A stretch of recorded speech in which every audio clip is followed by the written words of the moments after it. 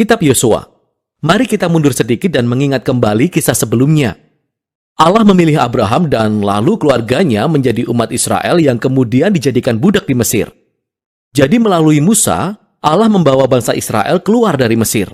Allah membuat sebuah perjanjian dengan bangsa Israel di Gunung Sinai, dan Allah membawa mereka melewati padang gurun. Kemudian bangsa Israel berkemah di luar tanah perjanjian, dan Musa mengajak mereka untuk menaati perintah Allah, supaya mereka bisa menunjukkan kepada bangsa-bangsa lain siapa Allah itu. Kitab Yosua dimulai persis setelah Musa mati dan bangsa Israel bersiap untuk memasuki tanah perjanjian. Kisah tentang Yosua dirancang dalam 4 gerakan utama. Pertama-tama, Yosua memimpin bangsa Israel memasuki tanah perjanjian, dan ketika mereka sudah sampai di sana, mereka menghadapi permusuhan dari orang Kanaan, sehingga mereka terlibat dalam pertempuran. Kemudian setelah memenangkan pertempuran itu, Yosua membagi-bagi tanah perjanjian sebagai warisan kepada 12 suku Israel. Dan kemudian, kitab ini diakhiri dengan pesan terakhir yang disampaikan Yosua kepada bangsa Israel. Mari kita masuk dan lihat jalan ceritanya. Bagian pertama diawali dengan kematian Musa, dan Yosua ditetapkan sebagai pemimpin baru Israel. Dan penulis dengan sengaja menampilkan Yosua sebagai Musa yang baru. Sama seperti Musa, Yosua mengajak bangsa Israel untuk menaati hukum Taurat, yaitu perintah perjanjian yang diberikan kepada mereka di Gunung Sinai.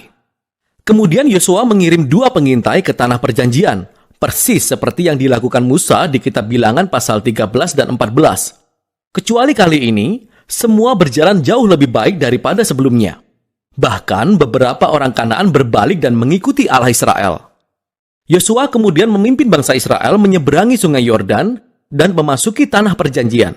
Sama seperti laut terbelah untuk Musa di kitab Keluaran, demikian juga sungai Yordan terbelah dan imam-imam mengangkut tabut perjanjian menyeberangi sungai Yordan diikuti oleh seluruh umat Israel. Sekarang di pasal 5, kisahnya mengalami transisi. Umat Israel mengingat kembali akar mereka sebagai umat perjanjian Allah dan generasi yang baru disunatkan. Dan mereka merayakan Paskah yang pertama di tanah perjanjian. Kemudian, mereka sudah siap untuk melanjutkan perjalanan.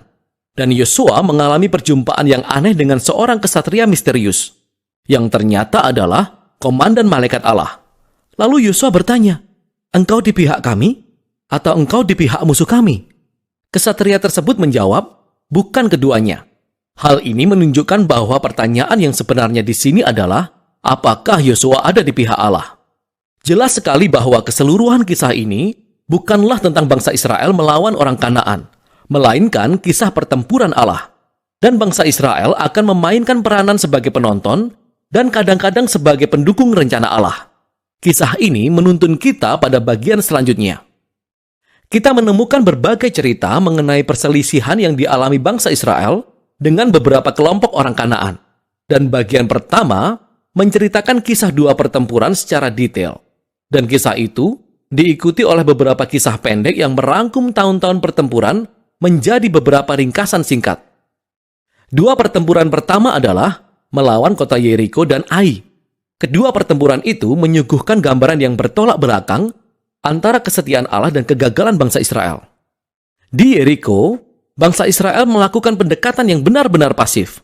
Mereka membiarkan hadirat Allah dalam tabut perjanjian, menuntun mereka mengelilingi kota diiringi dengan musik selama 6 hari. Dan sama seperti Rahab yang berbalik kepada Allah Israel, mungkin orang-orang Yeriko akan melakukan hal yang sama. Namun ternyata tidak. Jadi di hari ke-7, imam-imam meniup trompet dan tembok Yeriko runtuh, sehingga membawa bangsa Israel pada kemenangan. Inti dari kisah ini adalah bahwa Allah lah yang akan membebaskan umatnya. Bangsa Israel hanya perlu percaya dan menunggu. Lalu kisah selanjutnya tentang pertempuran melawan bangsa Ai yang memberikan pembelajaran yang berbeda. Adalah seorang Israel yang bernama Akan. Dia mencuri dari Yeriko beberapa barang yang dikhususkan untuk Allah saja dan dia berbohong mengenai itu. Ini adalah kejadian yang sangat timpang setelah semua yang dilakukan Allah untuk bangsa Israel. Jadi bangsa Israel bertempur melawan bangsa Ai dan mereka kalah telak. Hanya setelah dengan rendah hati mereka mengakui dosa dan menindak dosa Akan, Israel bisa meraih kemenangan kembali. Jadi kedua kisah ini diletakkan di depan untuk mengajarkan nilai yang penting. Jika bangsa Israel ingin mewarisi tanah perjanjian, mereka harus menaati dan percaya kepada perintah Allah. Mereka tidak mendapat perlakuan khusus. Paruh kedua dari bagian ini dimulai dengan orang-orang Gibeon, kelompok orang Kanaan, dan mereka bertindak persis seperti yang dilakukan Rahab, yaitu berbalik dan mengikuti Allah Israel, dan mereka mengadakan perdamaian dengan bangsa Israel. Tindakan ini sangat bertolak belakang dengan raja-raja Kanaan lainnya, yang mulai membentuk aliansi dan koalisi, dan mereka ingin menghancurkan bangsa Israel. Jadi bangsa Israel terlibat pertempuran dengan mereka, dan bangsa Israel meraih kemenangan besar. Jadi keseluruhan bagian ini disimpulkan dengan ringkasan daftar kemenangan-kemenangan yang diraih oleh Musa dan kemudian oleh Yosua. Sekarang, mari kita berhenti sejenak, karena besar kemungkinan kisah-kisah ini dan segala kekerasan yang ada di dalamnya akan membuat kita terganggu. Dan jika kita adalah pengikut Yesus, kita pasti bertanya-tanya. Seperti, bukankah Yesus berkata, "Kasihilah musuhmu"? Mengapa Allah menyatakan peperangan di sini? Jadi pertama, mengapa harus orang Kanaan? Alasan utamanya sebenarnya sudah dijelaskan sebelumnya di kisah Alkitab, yaitu karena kebudayaan orang-orang Kanaan sudah berubah menjadi sangat rusak secara moral, terutama jika berhubungan dengan seks. Lihat Imamat pasal 18. Mereka juga melakukan praktek pengorbanan anak secara marak. Lihat Ulangan pasal 12. Jadi Allah tidak ingin praktek ini mempengaruhi umat Israel. Orang Kanaan harus diusir. Hal ini memunculkan pertanyaan kedua. Apakah Allah benar-benar memerintahkan pembantaian orang Kanaan seperti suatu genosida? Sekilas, kita melihat frasa yang digunakan dalam kisah-kisah ini. Bangsa Israel menghancurkan mereka sepenuhnya. Mereka tidak membiarkan satu orang pun atau apapun yang bernafas selamat. Tapi jika kita membaca untuk kedua kalinya dengan lebih cermat, kita akan melihat bahwa ungkapan-ungkapan ini adalah hiperbola dan tidak harfiah. Jadi kembalilah ke perintah awal tentang orang Kanaan dalam Ulangan pasal 7. Israel pertama kali diperintahkan untuk mengusir orang Kanaan, tapi kemudian diperintahkan untuk menghancurkan mereka. Dan kemudian diikuti perintah untuk tidak kawin dengan mereka atau melakukan transaksi bisnis dengan mereka. Jadi mereka tidak bisa menikahi seseorang yang telah mereka hancurkan. Saya pikir Anda mengerti maksudnya. Hal yang sama juga terjadi dalam kisah Yosua. Perhatikan dengan seksama. Sebagai contoh, dikatakan dalam Yosua pasal 10 bahwa bangsa Israel tidak membiarkan satu orang pun selamat di kota Hebron dan Debir. Kemudian di pasal 15, kita melihat kota-kota ini masih didiami oleh orang-orang Kanaan. Jadi kita bisa melihat bahwa Yosua menyesuaikan dengan kisah-kisah pertempuran kuno lainnya dengan menggunakan bahasa hiperbolis dan tidak harfiah sebagai gaya narasinya. Jadi sebenarnya, kata genosida tidak benar-benar mewakili yang kita baca di sini.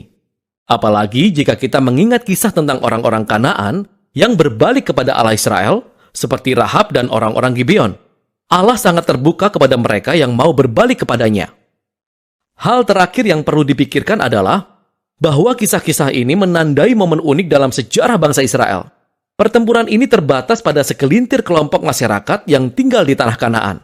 Dengan semua bangsa lain, Israel diperintahkan oleh Tuhan untuk mengejar kedamaian. Silahkan baca Ulangan pasal 20. Jadi, tujuan dari kisah-kisah pertempuran ini bukan supaya kita, para pembaca, pergi melakukan kekerasan atas nama Tuhan. Sebaliknya, kisah-kisah ini menunjukkan bahwa Allah membawa keadilannya atas kejahatan manusia pada saat yang unik dalam sejarah, dan bagaimana Allah membebaskan Israel dari pemusnahan oleh orang Kanaan. Sekarang mari kembali pada susunan kitab ini. Setelah beberapa tahun pertempuran, kita melihat Yosua yang semakin tua dan dia mulai membagi-bagikan tanah perjanjian kepada kedua belah suku Israel. Dan sebagian besar bagian ini adalah tentang penentuan garis batas. Jujur saja, ini sangat membosankan. Ini seperti membaca peta tanpa gambar. Tapi bagi umat Israel, penentuan garis batas ini sangatlah penting. Ini merupakan penggenapan atas janji Allah di masa lalu kepada Abraham, yaitu bahwa keturunannya akan mewarisi tanah perjanjian. Jadi kini janji itu digenapi sampai ke detail-detailnya, yang menuntun kita ke bagian akhir. Yosua memberikan 2 pidato kepada umat Israel. Pidato ini sangat mirip dengan pidato terakhir Musa di kitab Ulangan.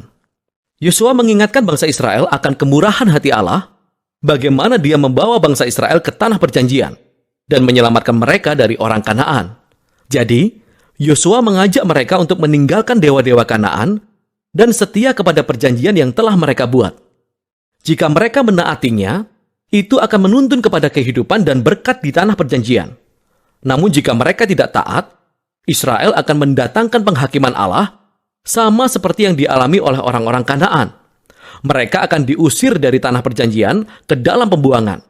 Jadi Yosua meninggalkan bangsa Israel dengan sebuah pilihan. Apa yang akan dilakukan bangsa Israel? Itu adalah pertanyaan besar yang muncul di akhir kitab ini. Dan itulah kitab Yosua.